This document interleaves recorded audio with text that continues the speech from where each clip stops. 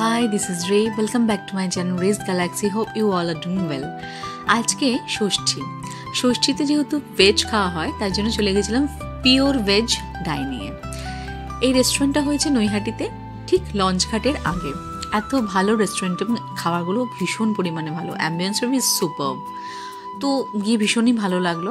আমরা নিয়েছিলাম একটা পোলাও মতো, অনেকটা বিরিয়ানির মতো ওরা বলছে, বাট বিরিয়ানি নয়, পোলাও।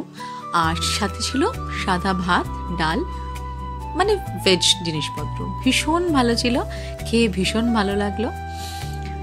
দুপুরবেলাটা তো ভালোই কাটলো।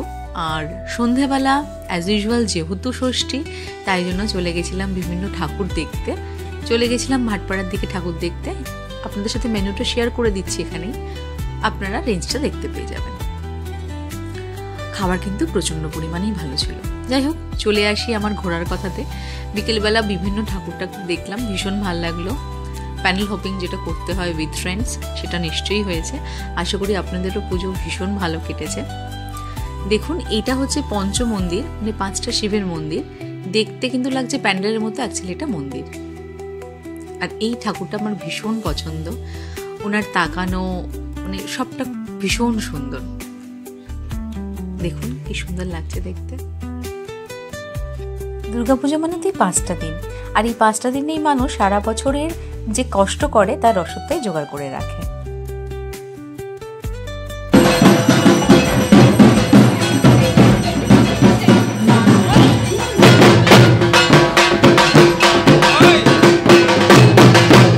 চারিদিকে ঢাকের আওয়াজ, শিউলি ফুল, আর বাতাসে একটা কি সুন্দর দুর্গাপুজো গন্ধ বেরোয় না? এই গন্ধটাই যেন একটা অন্যরকম। ভীষণ ভাল লাগলো এই ষষ্ঠীর দিনকে বিভিন্ন প্যান্ডেল হপিং করে। আর এই প্যান্ডেলটা যেন মনে হচ্ছে আমি কোনো গ্রামে কাশফুলের মধ্যেই রয়েছি। যাই হোক, এটুকু ভিডিও আপনাদের সাথে শেয়ার করে আমারও খুব ভালো লাগলো। আশা করি ভিডিওটা আপনাদের বিরক্ত করেনি। ভিডিও ভালো লাগলে লাইক, শেয়ার, কমেন্ট করতে ভুলবেন না। আমার চ্যানেলটা, মানে ইউটিউব চ্যানেলটা সাবস্ক্রাইব করে দেবেন। আর ফেসবুক থেকে যারা দেখছেন অবশ্যই চ্যানেলটা ফলো করবেন। সকলে ভালো থাকবেন। মা দুর্গা সকলের মঙ্গল করুক। ধন্যবাদ।